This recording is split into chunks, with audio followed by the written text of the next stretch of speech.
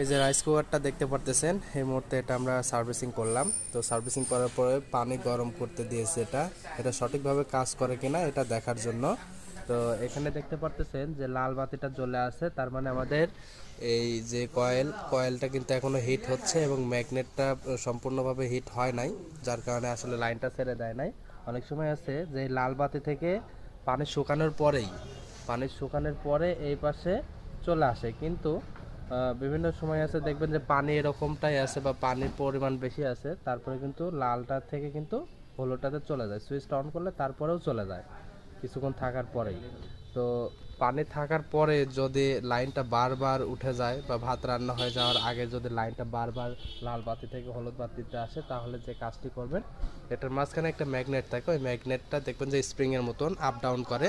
তো এই স্প্রিংটা কিন্তু আসলে চেঞ্জ করে দিতে হবে। আর যদি পুশ সুইচ থাকে তাহলে দুইটা যে কোনো একটা সমস্যা হয়, তবে বেশিরভাগ সমস্যা হচ্ছে ম্যাগনেটের হয়। এই কারণে কিন্তু ভাত হবার আগে লাইনটা বারবার উঠে যায়। আবার যদি কয়েল নষ্ট থাকে এটা কিন্তু আলাদা ব্যাপার, এটা পরীক্ষা করতে হবে।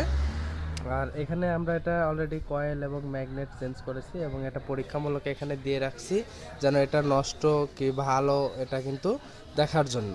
তো অলরেডি আমরা এটা চেক করেছি, যেহেতু আমরা এটা চেঞ্জ করেছি, এটা চেক করার জন্য আমরা এখানে সরাসরি রেখে দিয়েছি।